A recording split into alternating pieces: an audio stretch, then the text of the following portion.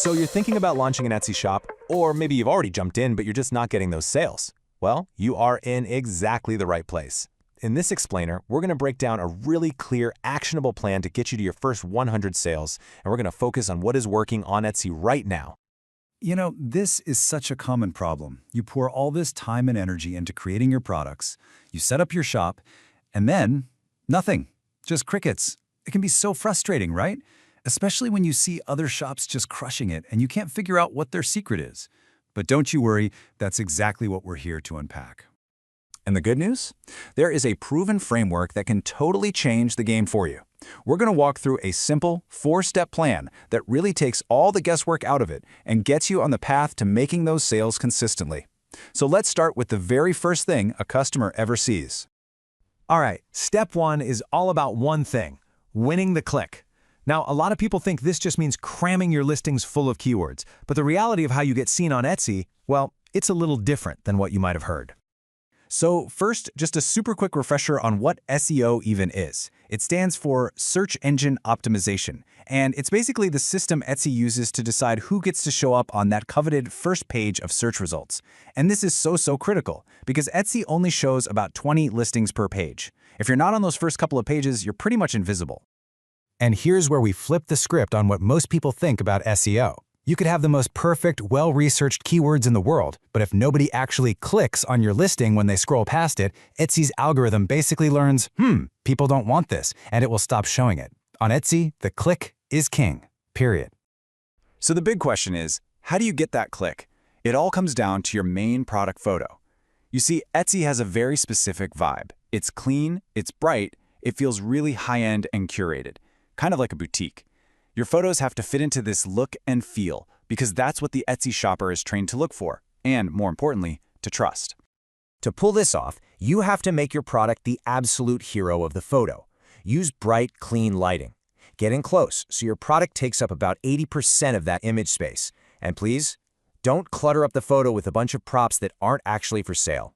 A buyer needs to be scrolling, see your image, and know exactly what you're selling in less than 2 seconds. Trust me, these small tweaks can make a huge difference. Okay, so once you've nailed your photos and you're winning that click, it's time to make sure what you're actually offering stands out. The real key to long-term success isn't just about copying whatever's popular. It's about being smart and finding the gaps that your competition is totally overlooked. This whole strategy is about looking at what everybody else is doing and just asking yourself one simple question: how can I offer more? So, for instance, if all your competitors are offering 1 line of personalization, you offer 2. If their custom portraits only include 2 people, you offer portraits for up to 5. It's about looking at the market not as a standard you have to meet, but as a place full of opportunities to solve your customer's problem better than anyone else. Now we're at step 3, and this one is a big one. When you're just starting out, you're full of energy and excitement, and it is so tempting to try and sell a little bit of everything to everyone.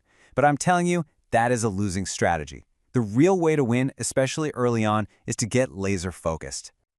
Let's just walk through a quick example. Let's say you decide you want to sell products for people who work in the medical field. That's a great start, but medical professionals is still way too broad. The next move is to narrow it down. Who are you really selling to? Is it nurses? Is it dentists? Veterinarians? Each one of these groups has its own unique challenges, their own inside jokes, their own needs. You have to pick one specific type of customer to become an expert on. And it doesn't even stop there. On top of picking one customer, you need to pick one product type to master. So, if you're selling to nurses, are you selling awesome t-shirts, or coffee mugs, or maybe badge reels? You have to master one customer and one product type first. This is how you become the absolute go-to shop for that one specific thing.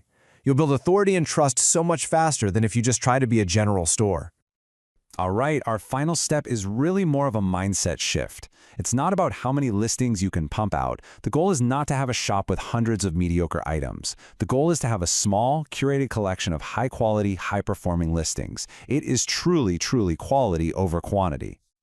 And this right here is so important. As a new seller, a whopping 80% of your time should be spent on research and development, not on making listings.